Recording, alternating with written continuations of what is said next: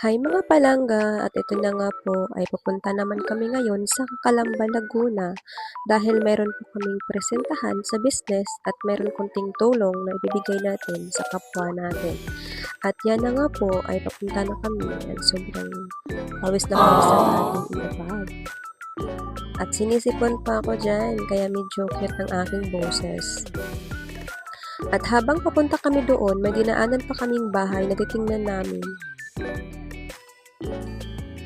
Yan, so malapit na kami sa bahay na titingnan namin. Ang ganda ng bahay dito na pinuntahan namin at ang mura lang na binibenta nila.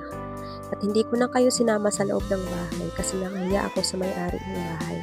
At after that, pauwi na po kami.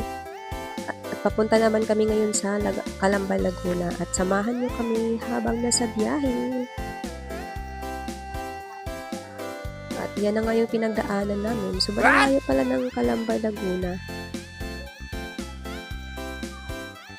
At ako'y inaantok na dyan. Hindi na ako nakabidyo-bidyo ng tuloy-tuloy at ako'y natulog na. At nagising na nga po ako ulit dahil nakita ko naman ang maganda ng bundok.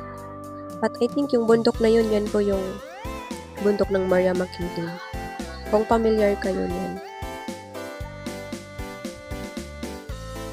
At inaantok na nga ang iabag kaya natulog na naman ako ulit. And after that, nagbidyo-bidyo naman ako saglitan lang.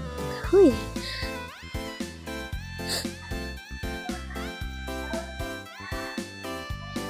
At sobrang layo pa talaga napuntaan namin at nawala-wala pa nga kami sa daan. At umikot pa nga kami ulit para lang mahanap namin yung covered code. Covered code ng Laguna. At buti na lang talaga nahanap na naman namin. At papasok na kami sa loob.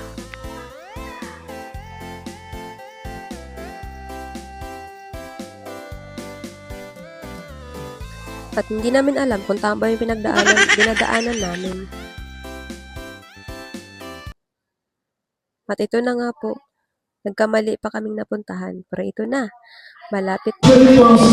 Sir Izon po, pinuntahan po kami sa opisina po ng Concerning Lahara. Kasama po si Board Member Princess Lahara po.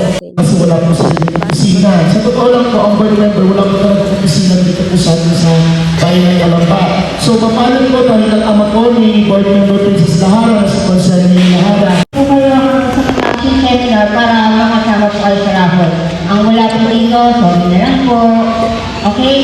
And then, ipapakilala ko din po ang ating... Tinuloy na po ni Sir Louie. Si Sir Louie pala, isa sa mga business partner ng TGT Masterclass. At nag-explain po siya dyan about po siya sa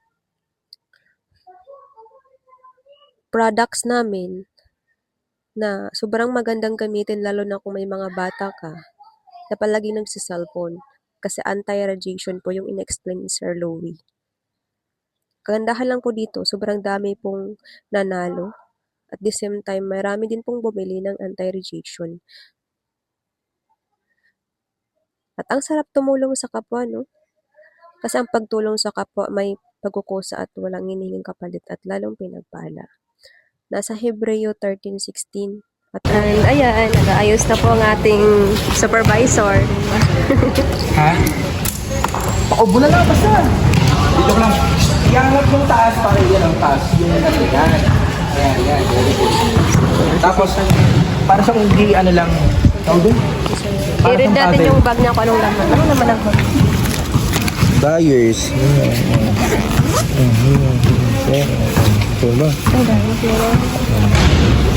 Maghanap pa to ng asawa.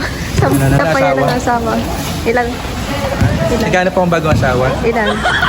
Pang-anim po. Pang-anim. Hintik. Meron na po kasi ako 5 pang-anim. Sino pong gusto? Kasi pag po ako, napaka ano ko po. Comment na dyan sa baba. Comment na po kayo sa baba. Kailangan ko po na mapapang-asawa. Ngayon mismo. Pauwi na po kami. Pauwi na po kami dito dahil tapos na po ang lahat. At sobrang saya lang kasi nakikita ko yung mga tawa at smile ng mga binibigyan namin. At yan, pauwi na kami at ang lakas pa ng ulan. Kaya thank you so much Lord sa lahat ng mga unexpected blessings and thank you so much TGT Masterclass dahil sa community na to. And looking forward pa po ako sa next na matulungan namin. Thank you for watching!